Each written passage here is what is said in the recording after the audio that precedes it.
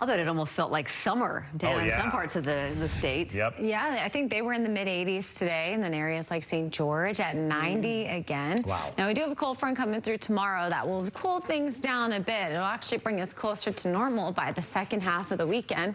Here's how St. George looks now. Not a cloud in the sky down there as they hit 90 degrees again this afternoon.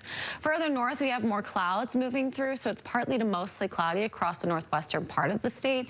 We're at 75 in Salt Lake right now. It's 74 in Logan, 86 in Moab, and then 78 degrees in Cedar City. I know Salt Lake has broken their daily record high, as well as areas like Cedar City and I believe Alta as well.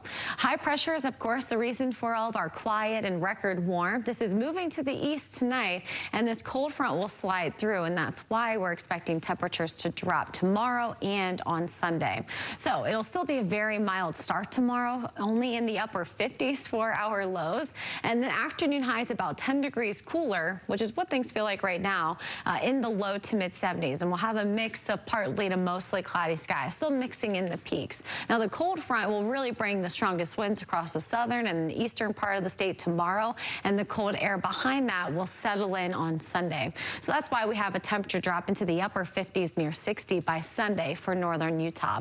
As we head into the beginning of next week, though, we have, again, a warm-up to be expected. Now, this is storm zone on Monday. We have a high pressure system already beginning to move closer to Utah. That'll boost our temperatures again, so taking us from 60 on Sunday to the mid to upper 60s.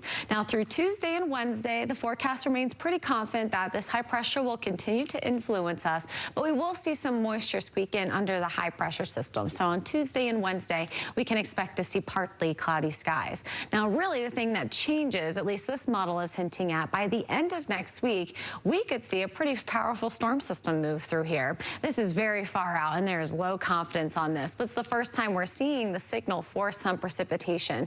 This model is favoring it to come in as early as Thursday. A few other models are hinting that it would come in Friday or Saturday. So nonetheless, what we're hinting at is there could be a pattern change as we head into the end of next week or next weekend, and that would then drop our temperatures. For right now, confidence is low on that solution, so we're going to favor a sunny and rather 75 forecast through much of our 7-day next week. So mid-70s tomorrow for Nephi, 74 in Manti, upper 70s in Delta, 87 the high in Green River. Cold front isn't going to impact southern Utah too much. It still drop temperatures a few degrees in some spots. So mid-80s again in Moab, but mid-70s for Cedar City. St. George will be in the upper 80s tomorrow, then mid-80s on Sunday and Monday. Mostly sunny skies through most of the 7-day, adding a few clouds at the end of the 7-day with temperatures in the mid to upper 80s there.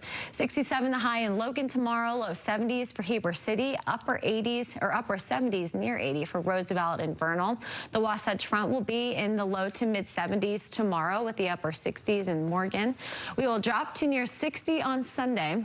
And then we warm to 67 on Monday, and then we hold the mid-70s for right now through Tuesday and Friday. But if that storm system is able to come together at the end of next week, that will likely drop those temperatures. But for now, we're going to keep the optimism, keep the 75-degree weather, and call it a day. I love your optimism. Yeah, right. Every time I love it. All right. It's Friday, Thanks, right? Kevin. We'll be right back.